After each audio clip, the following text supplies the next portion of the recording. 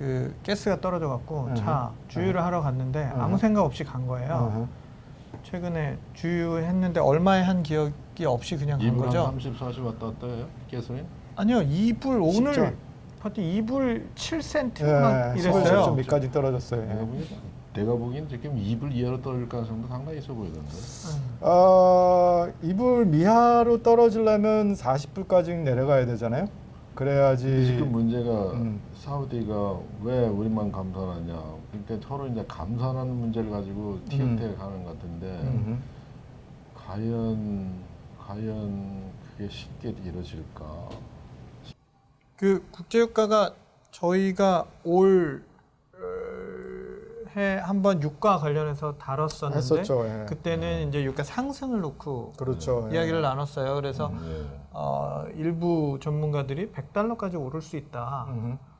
근데 교수님께서 한 75불 정도가 적당한 수준이다. 그때 그랬죠, 이렇게 내가. 전망을 하셨는데 최근에 한 달 새에 20달러 이상이 폭락을 하면서 연중 최저치를 기록하기도 했습니다. 최근에 그 트렌드가 계속 유가 급락 트렌드가 이어지고 있는데 이 트렌드 간단하게 한번 짚어주시죠. 그렇죠. 예, 사실은 우리가 봄에 유가에 대해서 이제 방송했을 때 그 당시 한 20불 정도였었나요? 그러다가 이제 그때 우리는 한 75불까지 올라갈 거라고 얘기했었는데, 네. 예, 그래서 사실은 이제 뭐 10월 전에는 이란 생션 때문에 공급이 줄어들 거라는 그 뭐 기대가 있어서 100불까지 간다고 뭐 전망도 나오고. 그래서 이제 WTI 그 이제 텍사스 중유 기준으로 75불까지 이제 상승했었죠. 그게 딱 10월 초였었어요. 제가 데이터를 보니까 10월 1일 날 75불까지 상승했다가 거의 두 달 만에 두 달 만에 지금 50불, 8주 내내 계속 50불로 떨어졌어요. 유가가 이제 빠지기 시작하면서 어제 50불 미만까지 떨어졌다가 오늘 다시 50불대 51불 초불까지 회복을 했습니다. 네. 근데 뭐 이제 그 이유가 사실은 이 유가는 공급에서 보통 변동성이 생겨서 이제 그 가격이 결정이 되거든요. 그렇죠. 원유는 되게 가격 대비 수요 탄력도가 낮은 편이에요. 네. 가격이 변해도 어쩌나 저쩌나 하여튼 뭐 사서 써야 되는 그런 상품이거든요. 예. 그렇죠. 그러니까는 뭐 이제 그 미국이 이제 그 동안에 유가가 올라가면서 미국의 이제 셰일 그 가스 개발자들이 굉장히 많이 그 원유를 생산할 뿐만 아니라 또 이제 사우디도 이때다 하고 그 원유를 생산했고 러시아도 이제 원유를 생산했던 것이죠. 그 지표들을 보면 지난 몇 달 동안 이 세 국가가 계속 원유를 많이 생산을 했습니다. 이 세 나라의 그 생산량 그 포션이라고 그러죠. 그게 어느 정도나? 보니까 그 소위 말해서 한 20대 산유국에서 거의 한 50%를 차지를 하더라고요. 절반 이세 가까이를 차지를 하는군요. 네. 네. 이 세 국가가 이제 거의 50대. 그러니까는 이 세 나라가 사실 원유 가격을 이제는 좌지우지한다고 볼 수가 있죠. 예전 같으면 사실 오펙에 대표되는 사우디와 비오펙을 그러니까는 대표하는 러시아가 이제 있었다면 지금은 이제 미국이 이제 사실은 이 두 나라를 제치고 사실은 최대 산유국이 됐어요. 그리고 이제 그리고 이제 재고량도 지난 그 몇 주 동안 계속해서 지금 늘어나고 있는 상황이기 때문에 그 수요 감소에 대한 전망도 이번 가격을 끌어내리는 역할을 했다라는 분석들 나오는데 맞습니까? 그렇죠. 왜냐하면은 그 보통 이제 그 원유 가격은 이제 공급 쪽에서 변동성이 생기는데 이번에 뭐 아시다시피 10월 달에 하면 지금 모든 자산이 다 사실은 폭락하기 시작했잖아요.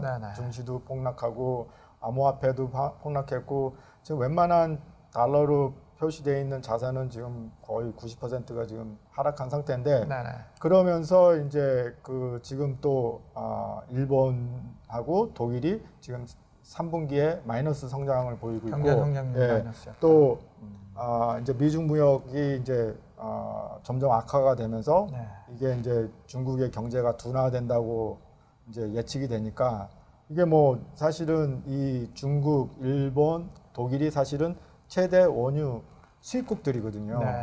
그러니까 사실 특히 제일 그 원유 수입국 중에 하나가 중국이기 때문에 벌써 뭐 경제가 이제 하락하게 되면 그만큼 수요에 대한 그것도 줄어드니까.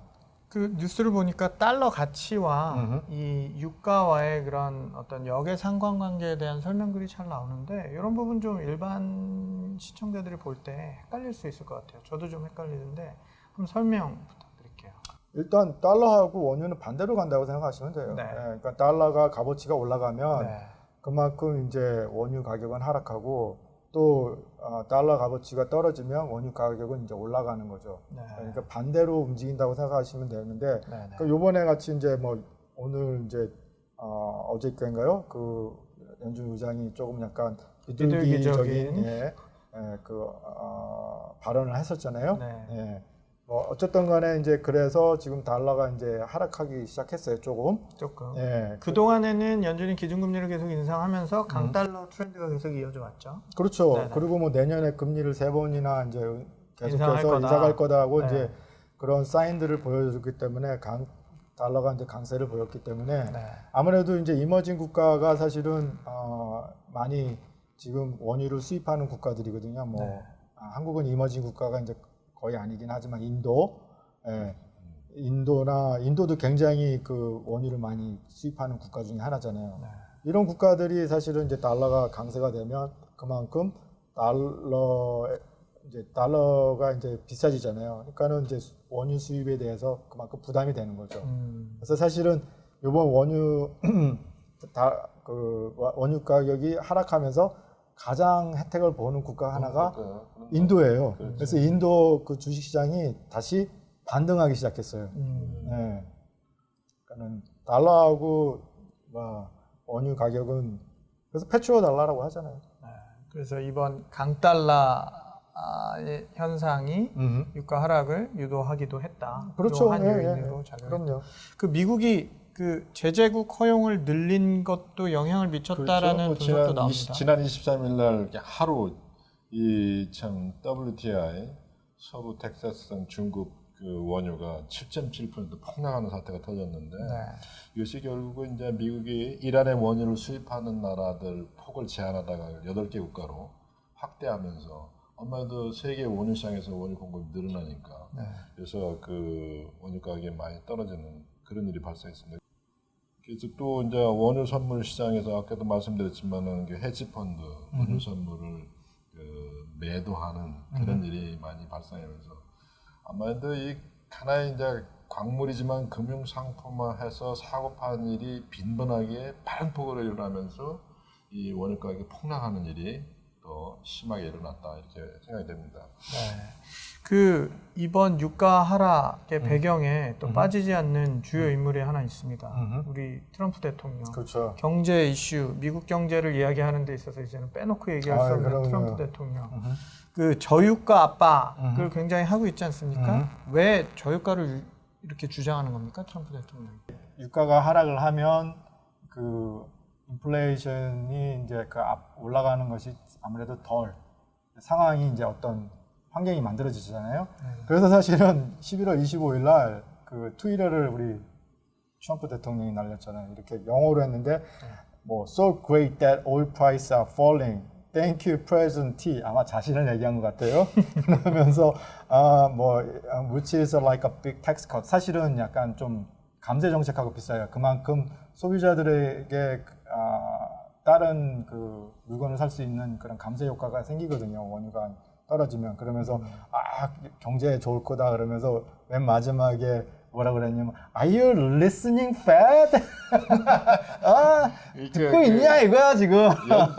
연준에 대해서 참 불만이 많죠. 비난하는 그런 댓글 많이 날렸잖아요. 그렇죠. 솔직히 임명은 했지만 문호준 재무장관 그 제청으로 임명을 했지만 업무 자체를 제어할 수 있는 힘을 대통령이 가지고 있지는 않잖아요. 그렇죠. 근데 계속 금리 올리고 그동안 뭐 연초에 금리 주가 많이 올라갔는데 지금 다 까먹었잖아요. 거기다. 그러니까 또 자기 2년 후에 대통령 선거도 해야 되는데 글쎄 말이에요. 이거 정말 열받는 거고 어때보면 자기 개인적인 욕심도 있지만 하나 이제 국가의 이제 국민들에게 이제 뭐 여러 가지 가격 인상 요인을 가져오는 게 아마 경제 삶이 좀 어려워지고 그러니까 그런데 제가 보기에는 아까 조금 전에도 뭐 그 트위트 얘기를 했지만은 그 인플레이션 요인이 발생하면 발생할수록 금리, 명목 금리 인상 요인은 점점 많아집니다. 그렇죠? 그걸 주관하는 사람은 파웰 그렇죠. 예. 의장이고요. 예. 그러니까 유가를 좀 더 억제해서 인상을 억제해가지고 인플레이션 요인을 낮추면은 그러면 지금 파월 의장도 금리를 이렇게 많이 올릴 요인이 없어지는 거 아니에요? 그렇죠. 예. 경제가 좋아지는 거고요. 그런 동기에서 그 유가 억제, 유가 인상 억제를 많이 주장하지 않나 이렇게 생각이 됩니다.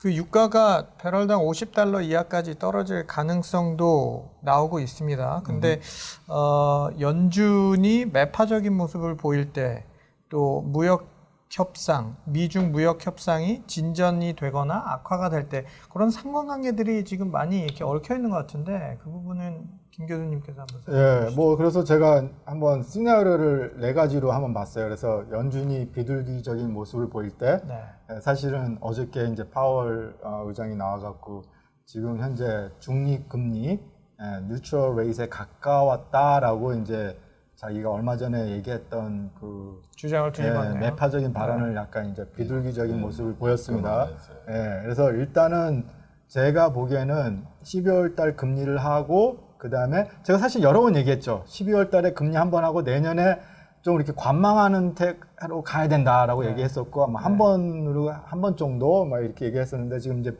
비둘기적인 모습을 보였습니다. 그래서 거기에는 또 하나는 이제 미중 무역 협상이 이제 진전됐을 때 첫 번째 케이스. 그때는 제가 보기에는 유가가 한 60불 중반까지는 회복이 될 거라고 저는 생각을 합니다. 그리고 근데 만약에 미중 무역 협상이 악화되면 한 50불대에 지금 이제 왔다 갔다 할 것 같은데 지금 제가 보기에는 상황이 이번에 이제 내일 모레 12월 1일 날 이제 이번에 G20 모임이 끝나고 시진핑 주석과 트럼프 대통령이 만나서 이제 식사하면서 그 협상하기로 했는데 좀 제가 보기에는 상당히 긍정적이에요. 어떤 사람들은 부정적으로 보고 있는데 일단은 협상을 타협은 아닌데 휴전을 할 것 같아요. 근데 그 지금 현재 민주당이나 공화당이나 의회 그 모든 정당들이 중국에 대해서 무역 제재하는 것은 다 그렇죠. 찬성하는 쪽이거든요. 그렇죠. 네. 찬성하죠. 그다음에 여태까지 물밑 접촉을 하면서도 미국이 원하는 카드를 중국이 안 내놨거든요. 과연 이 극적으로 이게 타결이 될까? 그게 만약에 안 된다면 제가 보기에 유가가 50% 이하로 추가로 더 떨어질 가능성을 우리가 배제할 수 없는 거고 하반기부터 불경기로 들어가는 상황이 전개돼서 그로부터 한 24개월, 2년 사이에는 경기가 분명히 꺾일 거다 이렇게 지금 얘기를 많이 하고 있거든요. 이 경기가 미국을 위시해서 전 세계 경기가 지금 뭐 이미 독일하고 일본은 뭐 상당히 꺾인 그렇죠. 상태고 마이너스 추가로 이제 성장이니까. 미국도 거기에 가세를 하게 되면은 원유 수는 굉장히 줄어들 테고요. 또 하나 지금 무슨 얘기가 또 있느냐 하면은 그 지난번에 우리가 얘기를 했지만은 그 퍼미안 그 대분지 텍사스 분지에서 생산되는 셰일 가스가 사실상 그게 세계 시장을 노크를 하는데 지금 한계를 가지고 있지 않습니까?